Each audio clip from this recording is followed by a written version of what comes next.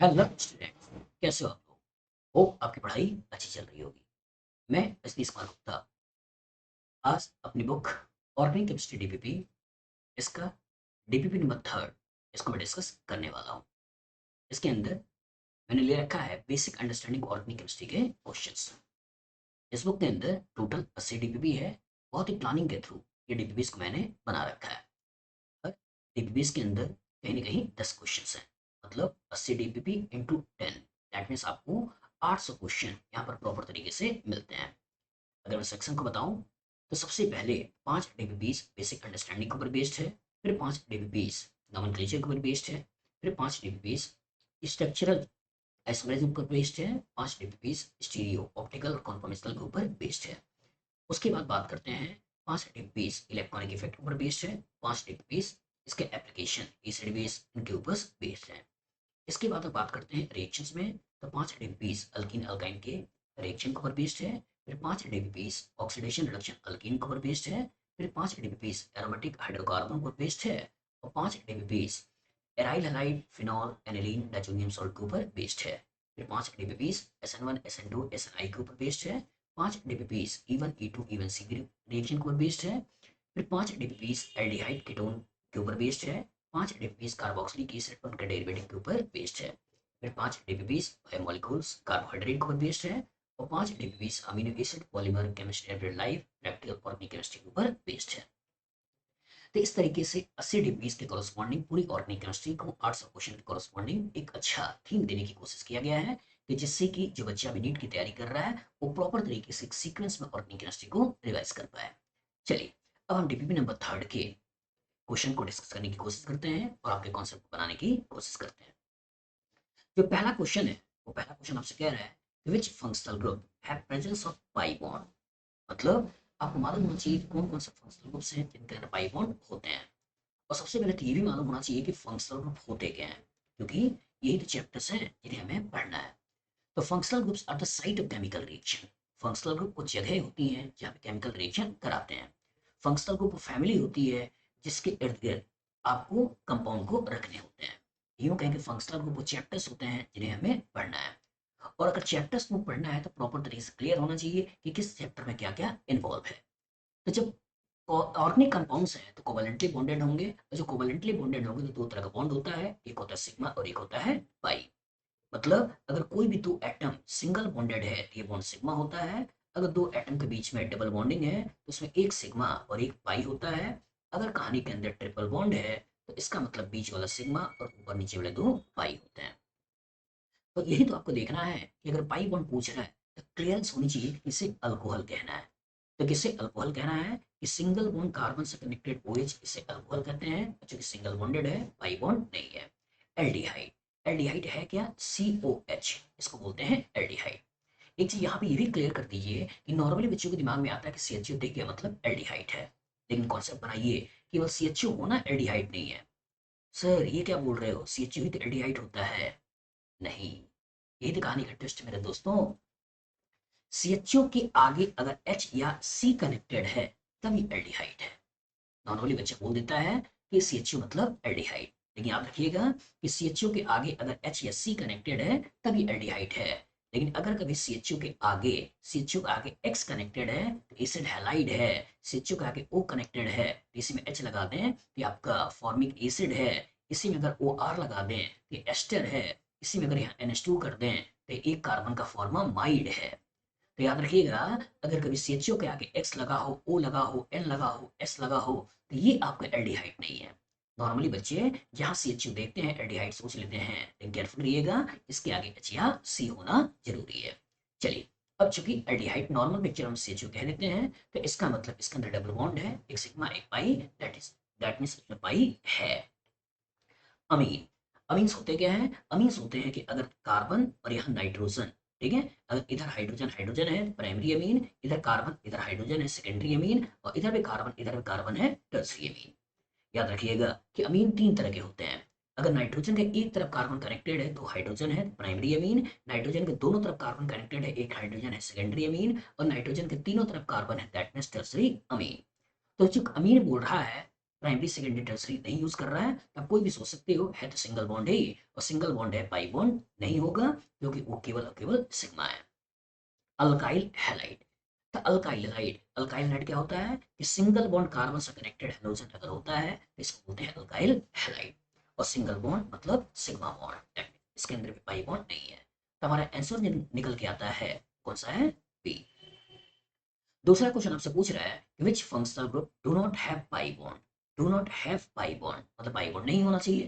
तो मैंने क्या बोला कि सिंगल बॉन्ड का मतलब एक सिग्मा, डबल बॉन्ड का मतलब एक सिग्मा एक पाई, और ट्रिपल बॉन्ड का मतलब एक सिग्मा दो पाई। तो अगर पाई नहीं चाहिए तो डबल बॉन्ड ट्रिपल बॉन्ड नहीं चाहिए, और जो डबल बॉन्ड ट्रिपल बॉन्ड नहीं चाहिए तो केवल और केवल सिंगल बॉन्ड चाहिए। कीटोन, कीटोन क्या होते हैं ध्यान रखिएगा, सी सी ओ सी, मतलब सीओ के अगर दोनों तरफ कार्बन है, दोनों तरफ कार्बन है, इस तरह के कंपाउंड को कीटोन कहते हैं। याद रख सकते हो कि इस पर्टिकुलर में कार्बन ऐसे लिखूं, इसका मतलब कार्बन का सिंगल डबल ट्रिपल कुछ भी हो सकता है, लेकिन जब मैं कार्बन ऐसे लिखूं तो इसका मतलब हमेशा और हमेशा सिंगल बॉन्ड ही है। तो केयरफुल रहिएगा कि सी सी ओ सी मतलब ये कार्बन, कार्बन का सिंगल, कार्बन का डबल, कार्बन का ट्रिपल, एलिफेटिक एरोमेटिक कुछ भी हो सकता है। तो सी सी ओ सी दैट मीन्स ये कीटोन है, चूंकि डबल बॉन्ड है इसका मतलब पाई बॉन्ड है। कार्बोक्सिलिक एसिड, और जब कार्बोक्सिलिक एसिड की बात करते हैं ये होता है COOH, और इसके अंदर भी सी डबल बॉन्ड आ गया, दैट मीन्स इसके अंदर भी पाई बॉन्ड आ गया। लेकिन जब हम बात करते हैं टर्सरी अमीन, तभी मैंने थोड़ी देर पहले यहाँ बोला था कि नाइट्रोजन के अगर तीनों तरफ कार्बन होते हैं तो इस तरह के कंपाउंड को बोलते हैं टर्सरी अमीन। अगर नाइट्रोजन के दो तरफ कार्बन है एक हाइड्रोजन है सेकेंडरी अमीन, अगर नाइट्रोजन के एक तरफ कार्बन है तो हाइड्रोजन है प्राइमरी अमीन।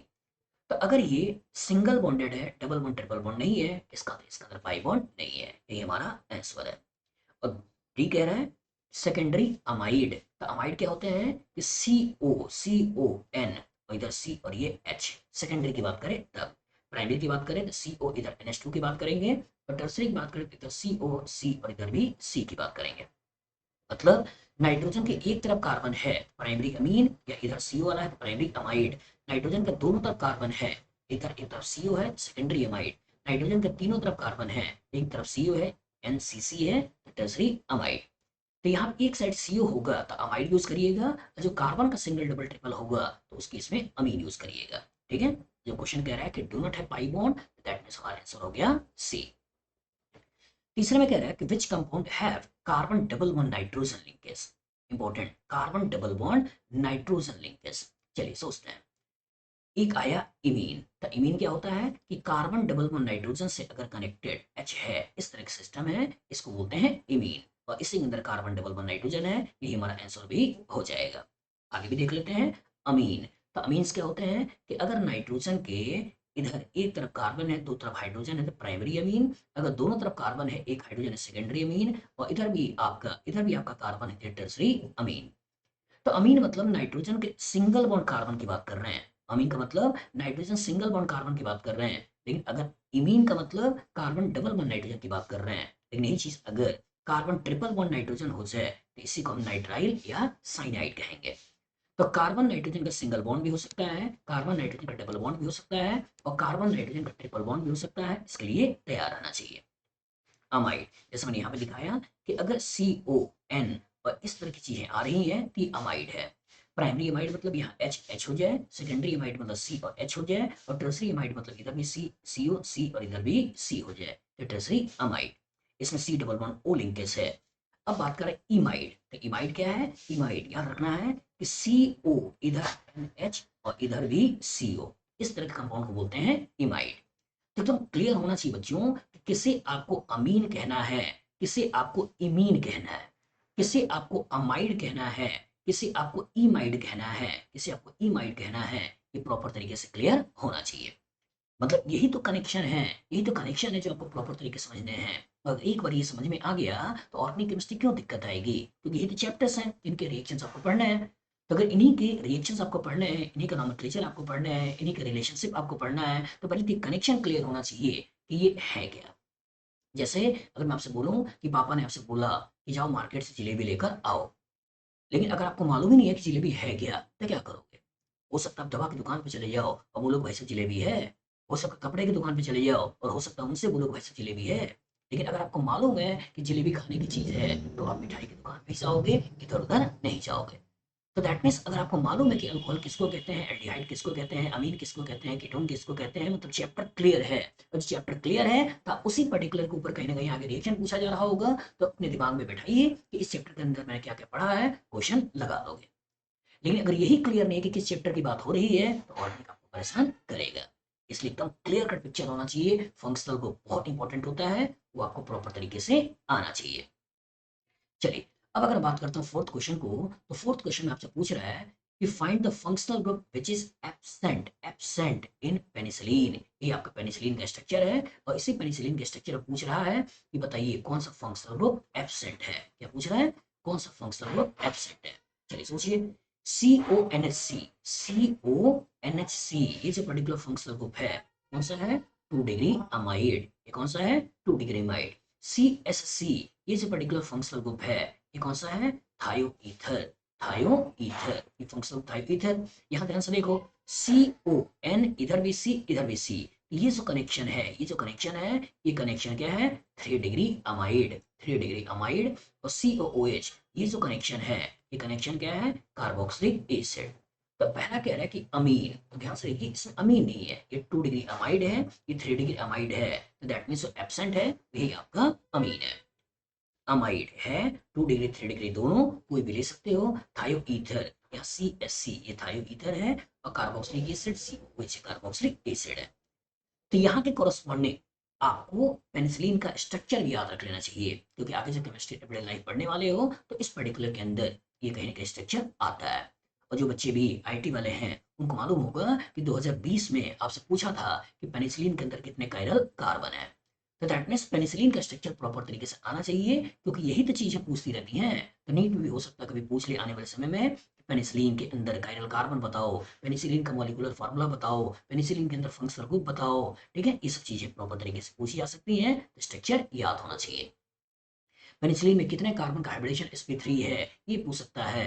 ठीक है, मतलब अलग अलग तरीके से स्ट्रक्चर बेस्ड क्वेश्चन आपसे पूछे जा सकते हैं, इसलिए थोड़ा वक्त देकर पेनिसिलिन का स्ट्रक्चर यहीं पर याद कर लीजिएगा। मतलब वीडियो खत्म होने से पहले या वीडियो को पॉज करके चाहो तो वक्त देकर पेनिसिलिन का स्ट्रक्चर याद करो। ठीक है, और नहीं भी कर पाओ तो लास्ट में ये पेपर पे की जगह लिख कर उसे बार बार बोलो, देखो, उसे याद करने की कोशिश करो। लेकिन ये आपकी मजबूरी है, स्ट्रक्चर याद होना चाहिए। चलिए, नेक्स्ट कह रहा है functional group present in vitamin C. Again vitamin C, ये भी स्ट्रक्चर आपको प्रॉपर तरीके से याद होना चाहिए, तो थोड़ा वक्त देकर इसके स्ट्रक्चर को भी याद करिएगा। एक पेपर पे लिखिए, लिखिए, बार बार लेकर कहीं ना कहीं याद करिए। और सोचिए, भगवान ने आपको कितना मन से बनाया है, इसको भी हेल्प ले सकते हो कि भगवान ने आपको कितने मन से बनाया है। मतलब सोचिए, सोचिए, आपके पास सीखने वाले जितने ऑर्गन होते हैं 2 होते हैं। आंख देखकर इंसान सीखता है, 2 है। कान सुन के इंसान सीखता है, 2 है। हाथ से लिख कर इंसान सीखता है, 2 है। पैर से चल के इंसान सीखता है, 2 है। लेकिन सीखी हुई चीज को बताने वाला ऑर्गन केवल 1 है, और स्टोर करने वाला ऑर्गन सबसे ऊपर है। ये तो है। तो सीखे हुए सीखने के लिए जो ऑर्गन्स हैं, अगर आपके पास दो हैं, हाथ आपके पास 2 हैं, और एक हाथ से लिखते हो, तो दूसरा हाथ किस लिए है? दूसरा हाथ इसलिए थोड़े नहीं है कि बगल वाले को मारते रहो। दूसरा हाथ इसलिए है कि पहले हाथ के पेन से आप दूसरे हाथ पे विटामिन सी का स्ट्रक्चर लिख लो। विटामिन सी का स्ट्रक्चर लिख लो, और इसे बीच बीच में देखते रहो, और देखते कर याद करते रहो। इंपॉर्टेंट क्या है? याद करते रहो। कि अगर कभी स्ट्रक्चर बेस्ड, कभी इंफॉर्मेशन बेस्ड क्वेश्चन आ जाए, तो आपको प्रॉपर तरीके से याद होना चाहिए, क्योंकि यही तो आगे अच्छे बच्चे और नॉर्मल बच्चे को डिफरेंशिएट करता है। किन जिन बच्चों ने विटामिन सी का स्ट्रक्चर याद किया होगा, पेनिसिलिन का स्ट्रक्चर याद किया होगा, पिछले DPPM में आपको मालूम था एलाइल साइनाइड का स्ट्रक्चर याद होगा, मैं ये आपका मेलामाइन का स्ट्रक्चर याद होगा, तो क्वेश्चन को करना आसान था। लेकिन अगर स्ट्रक्चर ही याद नहीं है, तो हो सकता है कि आप उस क्वेश्चन को छोड़ दो, तुक्का मारकर गलत क्वेश्चन बना लो। तो इंपॉर्टेंट ये है कि कुछ क्वेश्चन ऐसे होते हैं जो नॉर्मल बच्चों को, अच्छे बच्चे को डिफरेंशिएट करते हैं, उसमें स्ट्रक्चर बेस्ड ही क्वेश्चन होते हैं। चलिए आते हैं विटामिन सी। तो पहला क्या है? Acid anhydride. तो पहले तो ये क्लियर होना चाहिए कि एसिड एनहाइड्राइड होते क्या हैं। तो एसिड एनहाइड्राइड होते हैं COOCO, इस तरह के कनेक्शन को हम बोलते हैं एसिड एनहाइड्राइड है। बस में आगे इनॉल, इन और उसके ऊपर ऑल, तो कार्बन कार्बन डबल बॉन्ड, और इस कार्बन कार्बन डबल बॉन्ड के ऊपर OH, इसको बोलते हैं इनॉल। फिनॉल, फिनॉल का मतलब बेंजीन होगा, और बेंजीन के ऊपर OH, इसे जो नाम देना है वो नाम क्या देना है, फिनॉल। ईथर, ईथर क्या है, COC, इसे जो नाम देते हैं वो नाम क्या देते हैं, ईथर। सोचिए, अगर आपसे पूछ रहा है कि functional group which is present in vitamin C, चलो देखते हैं कि ये सिंगल बॉन्ड कार्बन से OH, ये क्या है, अल्कोहल है, ये क्या है, अल्कोहल है। लेकिन बात यह है इनॉल फिनॉल की कर रहा है। यहाँ बात कर रहे हैं, यहाँ भी सिंगल बॉन्ड कार्बन से कनेक्टेड OH, ये भी क्या है, अल्कोहल है। अब क्वेश्चन आता है कि सर यहाँ पे डॉट डॉट डॉट करके क्यों लिखा है, यहाँ पे बोल्ड करके क्यों लिखा है। तो अगर कोई कार्बन sp3 होता है तो इसको आपको मालूम होना चाहिए कि टेट्राहेड्रल शेप में होते हैं, दो एक प्लेन में होते हैं, एक प्लेन के बाहर एक प्लेन के पीछे, और इनके बीच का जो एंगल होता है 109 डिग्री 28 मिनट का एंगल होता है। तो दैट मीन्स अगर दो प्लेन में है, एक प्लेन बाहर है एक प्लेन के पीछे है, तो कभी कभी हो सकता है कि प्लेन के पीछे वाले को ऐसे दिखा दे, प्लेन के बाहर वाले को ऐसे दिखा दे। तो ये सिंपल एक बॉन्ड है, सिंपल कोवैलेंट बॉन्ड है, और कोवैलेंट बॉन्ड है तो कार्बन से कनेक्टेड OH मतलब अल्कोहल, कार्बन से कनेक्टेड OH मतलब अल्कोहल। अब यहाँ ध्यान से देखो, कार्बन कार्बन डबल बॉन्ड और इसके ऊपर OH, और जो कार्बन कार्बन डबल बॉन्ड इसके ऊपर OH, तो दैट मींस इनॉल है। अब बेंजीन है ही नहीं तो फिनॉल है ही नहीं। आप इधर से भी इनॉल सोच सकते हो, आप इधर से भी इनॉल सोच सकते हो, तो डाई इनॉल, डाई अल्कोहल है। और ये कौन सा है, सोचो, COOC, COOC। तो ये जो पर्टिकुलर फंक्शनल ग्रुप है, ये फंक्शनल ग्रुप कौन सा है, एस्टर है। तो कह रहे एसिड एनहाइड्राइड नहीं है, इनॉल है, फिनॉल नहीं है, ईथर भी नहीं है। ध्यान रखिएगा, COOC है, ईथर क्या होता है, COC, ईथर क्या होता है, COC। और COC नहीं है बल्कि COOC है, ये एस्टर है। तो क्लियर होना चाहिए कि COC ईथर कहते हैं, COOC एस्टर कहते हैं, COOCO इसे एसिड एनहाइड्राइड कहते हैं, CCOC इसे कीटोन कहते हैं। तो क्लियर हो कि COC ईथर, यहाँ कार्बन का सिंगल डबल ट्रिपल कुछ भी हो सकता है, COOC ester, COOCO acid anhydride, CCOC that means ketone. मतलब ये कॉन्सेप्ट अगर प्रॉपर तरीके से आता है तभी तो आगे रिएक्शन करोगे, तभी तो आगे रिएक्शन करोगे। इसलिए बार बार कह रहे हैं क्लियर होना चाहिए। चलिए, सिक्स क्वेश्चन आपसे पूछ रहा है कि which functional group is absent in Viagra, मतलब कौन सा फंक्शनल ग्रुप एब्सेंट है विएग्रा में। और विएग्रा का स्ट्रक्चर याद करने की जरूरत नहीं है, ठीक है, ये आपके सिलेबस में नॉर्मली स्ट्रक्चर अगर देगा भी तो स्ट्रक्चर दे के ही पूछ लेगा, याद नहीं करवाएगा। लेकिन थोड़े से बड़े कॉम्प्लेक्स स्ट्रक्चर दिख रहे थे, इसलिए मैंने इसको यहाँ पर ले लिया, और इंसान बार बार ये नाम सुनता रहता है इसलिए भी ले लिया। चलिए, तो which functional group is absent in Viagra, चलिए एनालाइज करते हैं। नाइट्रोजन के इधर भी कार्बन, इधर भी कार्बन, इधर भी कार्बन, तो ये सब पर्टिकुलर फंक्शनल ग्रुप है। ये फंक्शनल ग्रुप कौन सा है, टर्सरी अमीन। कौन सा है, टर्सरी अमीन। यहाँ क्या है, SOTNCC, ये क्या है, सल्फोनामाइड, ये क्या है, सल्फोनामाइड, सल्फोनामाइड, ये सल्फोनामाइड।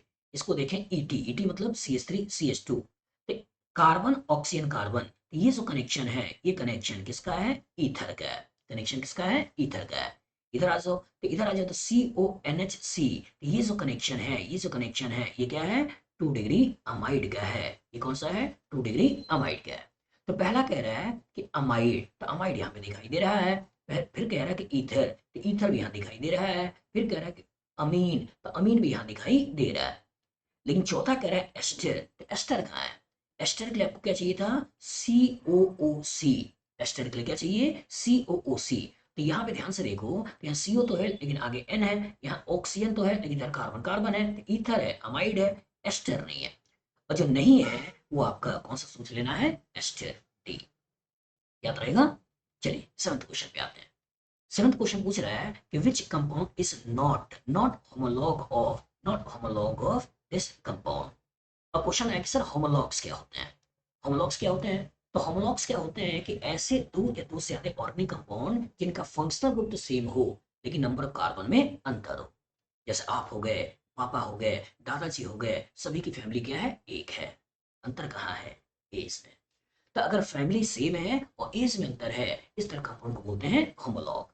मतलब आपका फोकस केवल दो चीज पे होना चाहिए, एक functional group, functional group same होना चाहिए, फंक्शनल ग्रुप सेम होना चाहिए, और उसके बाद CH2N यूनिट, CH2N यूनिट में डिफरेंस होना चाहिए। तो फंक्शनल ग्रुप सेम है और नंबर ऑफ कार्बन में डिफरेंस है, इस तरह कंपाउंड को बोलते हैं होमोलॉग। ठीक है, और एक एक यूनिट के अंतर से जो सीरीज बनती है उस सीरीज को बोलते हैं होमोलॉगस सीरीज है। तो यहाँ पे अगर आप ध्यान से देखो तो एल्डिहाइड है, फंक्शनल ग्रुप कौन सा हो गया, एल्डिहाइड, फंक्शनल एल्डिहाइड, और 1 2 3 4 कार्बन की एल्डिहाइड है। यहाँ देखो ये भी एल्डिहाइड है, इसको लिखते हैं ऐसे, ये हो गया फॉर्मल्डिहाइड। तो ये फॉर्मल्डिहाइड एक कार्बन एल्डिहाइड है और होमोलॉग है। ये 2 कार्बन एल्डिहाइड है, होमोलॉग है। ये 3 कार्बन एल्डिहाइड है, होमोलॉग है। लेकिन ध्यान से इसको देखो, सी सी ओ सी, और जो सी सी ओ सी, तो दैट मीन्स ये आपका कीटोन है। और अगर कीटोन है, फंक्शनल को बदल गया, ये होमोलॉग नहीं है। तो अच्छी तरीके से क्लियरेंस होना चाहिए कि होमोलॉग का मतलब फैमिली सेम हो और एज में, तो फैमिली सेम है और एज में अंतर है, इस तरह कंपाउंड को बोलते हैं होमोलॉग। तो ये एल्डिहाइड है, तो एल्डिहाइड का होमोलॉग एल्डिहाइड ही होगा, बस नंबर ऑफ कार्बन अलग होना चाहिए। तो आपका फोकस बार बार कह रहे हैं केवल 2 चीज पे हो, एक कि फंक्शनल ग्रुप सेम और CH2 n यूनिट में अंतर। चलिए नेक्स्ट क्वेश्चन पे आते हैं। नेक्स्ट क्वेश्चन है homologue of this compound is, इस कंपाउंड का होमोलॉग क्या है? तभी मैंने थोड़ी देर पहले बोला कि होमोलॉग मतलब फंक्शनल ग्रुप सेम और CH2 n यूनिट में अंतर। तो सबसे पहले ये पहचानो कि कौन सा फंक्शनल ग्रुप है। सोचो COOH कौन सा फंक्शनल ग्रुप है? ये फंक्शनल ग्रुप है कार्बोक्सिलिक एसिड, और अगर कार्बोक्सिलिक एसिड है और इसको ध्यान से देखो CH3COOC, और जो COOC दैट मीन C जो है ये कौन सा है? एस्टर है, दैट मीन्स होमोलॉग नहीं होगा। ये क्या हो गया? CCOC, ये जो पर्टिकुलर फंक्शनल ग्रुप है ये कौन सा है? Ketone, ketone. और साथ में COH, ये फंक्शनल ग्रुप कौन सा है? अल्कोहल। तो कीटोन अल्कोहल, दैट मीन्स ये भी होमोलॉग नहीं है। लेकिन यहाँ ध्यान से देखो, ये भी क्या है? कार्बोक्सिलिक एसिड, ये भी क्या है? Carboxylic acid. इसे ध्यान से देखो, सोचो ये कौन सा है? ये कौन सा है? HCO और CH2OCH3, यही तो है। ये हो गया आपका एल्डिहाइड, ये हो गया ईथर। तो जब कहानी के अंदर एल्डिहाइड है, साथ में कहानी के अंदर ईथर है, फंक्शनल बदल गया, ये भी होमोलॉग नहीं है। तो ये carboxylic acid number of carbon 3, ये carboxylic acid number of carbon 2, तो फंक्शनल ग्रुप सेम है, कार्बन के नंबर में अंतर है, दैट मींस होमोलॉग है। बन जाएगा। चलिए अब नाइन्थ में आते हैं। नाइन्थ क्वेश्चन पूछ रहा है कि which statement is incorrect, which statement is incorrect, incorrect for homologue, incorrect for homologue. तो होमोलॉग के लिए मैंने क्या बोला? फंक्शनल ग्रुप सेम होना चाहिए, CH2 n यूनिट में अंतर होना चाहिए। मतलब आप हैं, आप हैं, पापा हैं, दोनों की फैमिली क्या है? एक है, एज में अंतर है। और जब एज में अंतर है तो सोचिए, आपको और पापा को अगर एक साथ रेस में दौड़ाया जाए तो क्या दोनों बराबर आएंगे? नहीं। कौन जीतेगा? कौन जीतेगा? आप, क्योंकि आप नई जनरेशन हो, एक्टिव खून है, तेज जीत और दौड़ जाओगे, जीत जाओगे, पापा को हरा दोगे।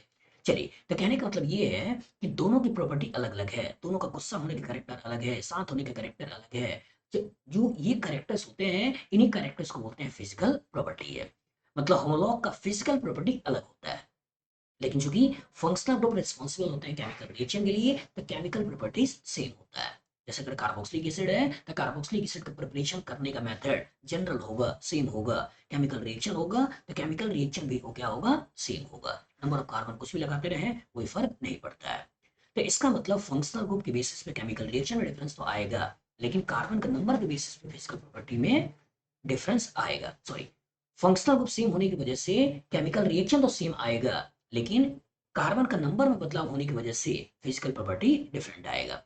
तो करेक्ट इनकरेक्ट? क्वेश्चन है कि they have same type of chemical reaction. सही है, फंक्शनल ग्रुप रिस्पॉन्सिबल होते हैं केमिकल रिएक्शन के लिए, और फंक्शनल ग्रुप सेम है, केमिकल प्रॉपर्टीज सेम है। They differ in CH2 n unit, ये भी सही है। ठीक है, एक कार्बन, दो कार्बन, चार कार्बन, 10 कार्बन, कितने कार्बन का भी अंतर हो सकता है, ये होमोलॉग है। सीरीज की बात तो कर नहीं रहा। सीरीज की बात करेगा तब बोलेंगे कि एक कार्बन के नंबर से डिफरेंस जो सीरीज बनता है उसको होमोलॉगस सीरीज कहते हैं। जैसे methane, ethane, propane, butane, pentane, ये सब क्या है? सीरीज में अंतर आ रहा है, इसे बोलते क्या है? Homologous series. तीसरा कह रहा है they have same physical property. तो आप और आपके पापा की प्रॉपर्टी क्या एक ही है? गुस्सा एक ही जैसे होते हो, शांत एक ही जैसे होते हो, दौड़ाया जाए तो एक ही जैसे दौड़ते हो? नहीं। तो यहाँ पे कहीं ना कहीं गलती है। और लास्ट कह they are prepared by same general method. सही है, क्योंकि अगर फंक्शनल ग्रुप सेम है तो इसका मतलब उसका प्रिपरेशन का तरीका भी सेम होगा, बस कार्बन ही बदलते रहना है। Answer C. अगर टेंथ की बात करें तो टेंथ क्वेश्चन कह रहा है कि which statement is incorrect, again incorrect, incorrect for functional group, functional group के लिए। तो functional group shows it's characteristic chemical reaction. सही है कि जितने कार्बोक्सिलिक एसिड है एक जैसा रिएक्शन देंगे, जिसके जितने अल्कोहल है एक जैसा रिएक्शन देंगे, जितने एल्डिहाइड है, कीटोन है, एक जैसा रिएक्शन देंगे। Because functional groups are the site of chemical reaction, अगर वही जगह है जहाँ केमिकल रिएक्शन होते हैं और एक ही जैसा फंक्शनल ग्रुप का रिएक्शन का नेचर भी एक ही जैसा होगा, तो फंक्शनल ग्रुप शोज इस कैरेक्टरिस्टिक केमिकल रिएक्शन। सही है। Functional group help in nomenclature organic compound, ये भी सही है। ठीक है, जैसे कार्बोक्सिलिक एसिड में लास्ट में ओइक एसिड लगाएंगे, नंबर ऑफ कार्बन कितना भी हो कोई फर्क नहीं पड़ता है। अल्कोहल में ऑल लगाएंगे, नंबर ऑफ कार्बन कितना हो कोई फर्क नहीं पड़ता है। कीटोन में ओन लगाएंगे, नंबर ऑफ कार्बन कितना हो कोई फर्क नहीं पड़ता है। बस में आगे ये भी सही हो गया। तीसरा correct, functional group serve to classify organic compound into different classes और फैमिली। सही है, क्योंकि अल्कोहल के लिए OH, कार्बोक्सिलिक एसिड के लिए COOH, कीटोन के लिए CCOC, एल्डिहाइड के लिए CHO, इन अमीन्स के लिए नाइट्रोजन के कनेक्टर इधर कार्बन HH लगा दिया तो प्राइमरी अमीन। एकदम क्लियर होता है, इसी के बेसिस पे फैमिली क्रिएट होती है। चौथा, all functional group have same physical property, ये कहानी में ट्विस्ट है। All functional group have same physical property नहीं, कार्बोक्सिलिक एसिड की प्रॉपर्टी अलग होगी, अल्कोहल की प्रॉपर्टी अलग होगी। Physical property, melting point, boiling point, dipole moment, solubility, इनको बोलते हैं नॉर्मली फिजिकल प्रॉपर्टी, ये अलग होगी। कार्बोक्सिलिक एसिड ज्यादा सॉल्युबल होगा, अल्कीन कम सॉल्युबल होगा। तो कहीं ना कहीं ये है कि जब फिजिकल प्रॉपर्टी की बात करें, फिजिकल प्रॉपर्टी की बात करें तो मेनली आपके दिमाग में melting point, boiling point, solubility, in water, dipole moment आना चाहिए। लेकिन कोई भी प्रॉपर्टी जो खुद की है उसी को नॉर्मली बोलते हैं फिजिकल प्रॉपर्टी है। जैसे कुछ लोग होते हैं ट्रेन की बोगी में आ गए तो पूरे कंपार्टमेंट को मालूम चल जाता है कि कोई आ गया। और कुछ लोग ऐसे भी होते हैं कि जहाँ से चढ़ा है और जहाँ पहुंच गए वहां तक चले जाएं, लेकिन बगल वाले को मालूम नहीं चलता है कि कौन बैठा था। तो ये खुद की प्रॉपर्टी है। जो खुद की प्रॉपर्टी है तो इसी प्रॉपर्टीज को क्या बोलते हैं, फिजिकल प्रॉपर्टी। तो होप ये 10 कदम आपके कॉन्सेप्ट, होप ये डीपीपी आपके कॉन्सेप्ट को प्रॉपर तरीके से क्लियर कर रहा होगा। और 10 क्वेश्चन को लेकर मैंने जो थीम बनाने की कोशिश की है उसमें ऑर्गेनिक का कॉन्सेप्ट आपके दिमाग में बैठ रहा होगा। तो इस डीपीपी को प्रॉपर तरीके से लगाइए। इसके अंदर मतलब टोटल इस बुक में मैंने क्या बोला, 80 डीपीपीस है, बहुत प्लांट में भी लिखा है। ठीक है, डीपीपी नंबर 1 में आपने देखा था सिग्मा पाई का कनेक्शन मैंने समझाया, अटैचमेंट का कनेक्शन समझाया, लोन पेयर के कनेक्शन को समझाया। दूसरे में हमने टाइप्स ऑफ कार्बन हाइड्रोजन वगैरह को समझाए। ठीक है, तीसरे में हमने फंक्शनल ग्रुप होमोलॉग्स को समझाया। चौथे में हमने हाइब्रिडाइजेशन को समझाया। पांचवें में हमने एरोमेटिक और एंटी एरोमेटिक कॉन्सेप्ट को समझाने की कोशिश किया। छठे में हमने नोमेनक्लेचर के जो बेसिक स्ट्रक्चर्स हो सकते हैं उनको लेकर थोड़ा बहुत समझाने की कोशिश किया। सातवें में हमने थोड़ा मल्टीपल बॉन्ड लेकर समझाने की कोशिश किया। आठवें में हमने फंक्शनल ग्रुप को लेकर समझाने की कोशिश किया। नौवें में अगर आ जाए साइक्लिक एरोमेटिक को लेकर समझाने की कोशिश किया। अगर 10वीं में आ जाए तो आपका cyclic, a cyclic, by cyclic, इनको लेकर समझाने की कोशिश किया। बहुत ही प्लानिंग के साथ, बहुत ही प्लानिंग के साथ चीजों को दिया हुआ है। अगर डीपीपी नंबर 11 में आ जाओ तो आइसोमर्स के बेसिक इन्फॉर्मेशन को जानने की कोशिश किया। अगर 12वें डीपीपी में आ जाओ तो इसका मतलब हमने इसके अंदर मेटामर्स, इसके अंदर आपके स्ट्रक्चरल आइसोमर्स को पहचानने की कोशिश किया। डीपीपी नंबर 13 में आ जाओ तो मॉलिक्यूलर फार्मूला से स्ट्रक्चर बनाने के ऊपर बेस्ड क्वेश्चन को देकर आपसे कॉन्सेप्ट जानने की कोशिश किया। 14 में आ जाओ तो ज्योमेट्रिकल आइसोमरिज्म को लेकर क्वेश्चन बनाने की कोशिश किया। डीपीपी नंबर 15 में आ जाओ तो इसमें भी ज्योमेट्रिकल के क्या क्या कॉम्बिनेशन बन सकते हैं अलॉन्ग विद फिजिकल प्रॉपर्टीज, उनको लेकर क्वेश्चन बनाने की कोशिश किया। डीपी में 16th में आंसर हो तो ऑप्टिकल से रिलेटेड जो बेसिक क्वेश्चंस हो सकते हैं उनको लेकर कॉन्सेप्ट बनाने की कोशिश किया। 17th में भी ऑप्टिकल को लेकर एक डीएल नोमेनक्लेचर, आरएस नोमेनक्लेचर, इसको लेकर क्वेश्चन बनाने की कोशिश किया। इनहेंसर, डायस्टेरियमर, रेसिमिक मिक्सचर, इनको समझाया। 18th में कौन ऑप्टिकली एक्टिव, इनएक्टिव, रिलेशनशिप वगैरह को पता करना हो, इसको लेकर क्वेश्चन बनाने की कोशिश किया। 19 में कैलकुलेशन स्टीरियो आइसोटोप्स को लेकर क्वेश्चन बनाने की कोशिश किया। ठीक है, इसी तरह डीपी नंबर 20 चले जाओ तो इसमें आपका कॉन्फॉर्मेशनल आइसोटोप को लेकर क्वेश्चन बनाने की कोशिश किया। फिर डीपीपी नंबर 21 में चले जाओ तो 21 पूरी तरह से इंडक्टिव फैक्ट पर बेस्ड है, उसको लेकर क्वेश्चन बनाने की कोशिश किया। डीपीपी नंबर 22 चले जाओ तो इसमें रेजोनेंस की जो नॉर्मल कॉन्सेप्ट्स होते हैं उनको लेकर क्वेश्चन बनाने की कोशिश किया। Linear conjugation, cross conjugation, delocalisation, ये सब टर्म्स जो है प्रॉपर तरीके से समझाने की कोशिश किया। फिर डीपीपी नंबर 23 में चले जाओ तो हाइपर कंजुगेशन लेकर समझाने की कोशिश किया और फिर बॉन्ड लेंथ के ऊपर बेस्ड क्वेश्चन दिया। Localised, delocalised, available electron density, इनसे रिलेटेड क्वेश्चन दिया। डीपीपी नंबर 24 पे चले जाओ तो रिएक्शन इंटरमीडिएट के ऊपर बेस्ड कहीं ना कहीं क्वेश्चन दे रखा है। डीपीपी नंबर 25 में चले जाओ तो कार्बोकेटाइन के रीअरेंजमेंट के ऊपर बेस्ड क्वेश्चन दे रखा है। कार्बोनाइल फ्री रेडिकल को लेकर क्वेश्चन बना रखा है। डीपीपी नंबर 26 पे चले जाओ तो एसिड को लेकर क्वेश्चन बना रखा है। डीपीपी नंबर 27 भी एसिड के ऊपर बेस्ड है। डीपीपी नंबर 28 जो है वो आपका बेस के ऊपर बेस्ड है कि बेस और उससे रिलेटेड क्या क्या क्वेश्चन पूछे जा सकते हैं उसको दिया। डीपीपी नंबर 29 भी बेस के ऊपर बेस्ड है और डीपीपी नंबर 30 जो है वो फिजिबिलिटी ऑफ द रिएक्शन इनके ऊपर बेस्ड है।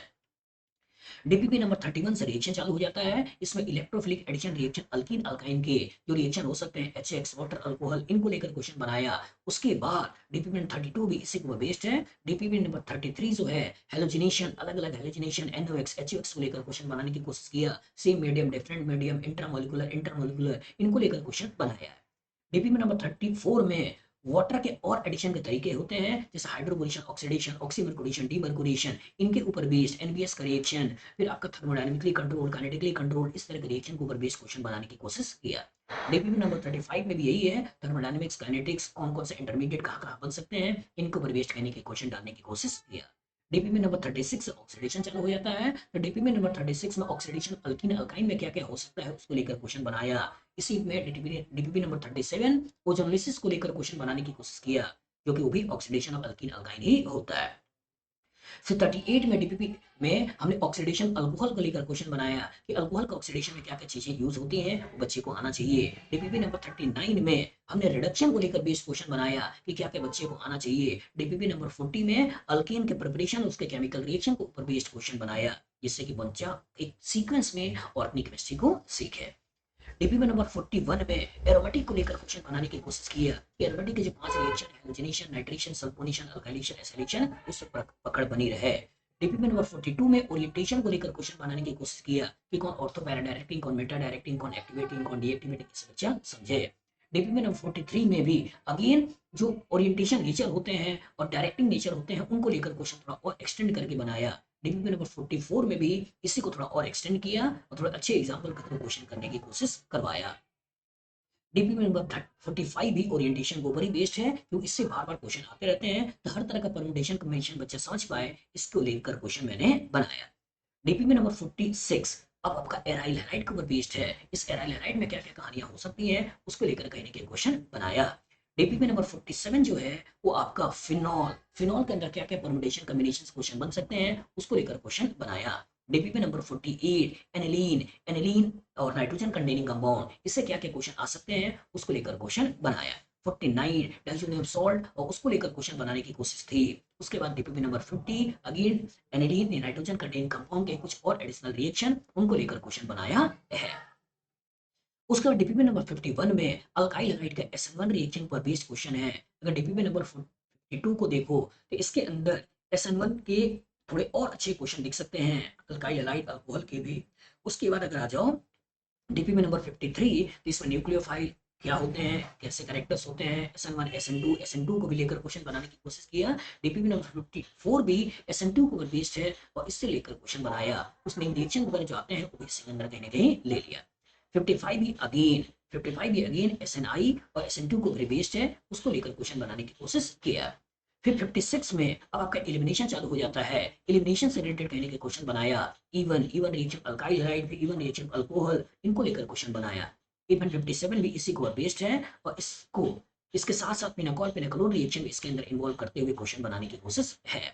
58 में अल्काइल हैलाइड के जो और रिएक्शन हो सकते हैं E2 रिएक्शन, उसको लेकर क्वेश्चन बनाया। ठीक है, E2 के बाद जो आपका E2 हॉफमैन एलिमिनेशन को लेकर भी क्वेश्चन बना रखा है 59th में। और उसके बाद अगर बात करें 60, तो इन्हीं कॉम्बिनेशन से साइक्लिक ईथर पे क्या क्या रिएक्शन हो सकते हैं या कुछ SNI रिएक्शन वगैरह की बात उसको मैंने इसके अंदर कर रखी है। 61 में एल्डिहाइड कीटोन की कहानी चालू हो जाती है। तो 61 में एल्डिहाइड के ऊपर क्या क्या बेसिक रिएक्शन हो सकते हैं वो क्वेश्चन है। 62 के अंदर ग्रिग्नार्ड रीजन के क्या क्या रिएक्शन हो सकते हैं, अल्कोहल के क्या क्या रिएक्शन होते हैं वो है। 63 में कुछ स्टीरियोकेमिस्ट्री को लेकर अच्छे क्वेश्चन, जीआर का इंट्रामोलिकुलर रिएक्शन, फिर उसके बाद NH2G का कुछ रिएक्शन, फिर आपका क्लेजन कंडेंसेशन, ठीक है, उस तरह से रिएक्टिविटी कम करके कैसे रिएक्शन को करते हैं उसके रिएक्शन को ले रखा है। 64 में आता है तो अगर इसी को एक्सटेंड करके कुछ नेम रिएक्शंस वगैरह हैं उसको मैंने यहाँ पे ले रखा है। 65 में भी नेम रिएक्शन एल्डोहॉल, कैनिजारो, पर्किंस, इनको लेकर क्वेश्चन बना रखा है। 66 कार्बोक्सिलिक एसिड डेरिवेटिव पर बेस्ड है, इन्हीं के ऊपर बेस्ड कहने के क्वेश्चन बना रखा है। इसमें आपका एल्डिहाइड कीटोन के भी क्वेश्चन मिक्स्ड हैं, तो कहीं ना कहीं कुछ name reaction haloform, Cannizzaro, Perkins, ठीक है, डी एक्सचेंज, हेलोजन एक्सचेंज, ये सब कहीं ना कहीं देखने को मिलती हैं। 69 ये चलता रहता है। 70 में भी कहीं ना कहीं आपको देखने को मिलता है। फिर 71 ऑनवर्ड बायोमोलिक्यूल चालू हो जाते हैं। तो 71 कार्बोहाइड्रेट के ऊपर बेस्ड है, 72 भी कार्बोहाइड्रेट के ऊपर बेस्ड है, 73 भी कार्बोहाइड्रेट के ऊपर बेस्ड है, 74 भी कार्बोहाइड्रेट के ऊपर बेस्ड है, 75 भी कार्बोहाइड्रेट के ऊपर ही बेस्ड है।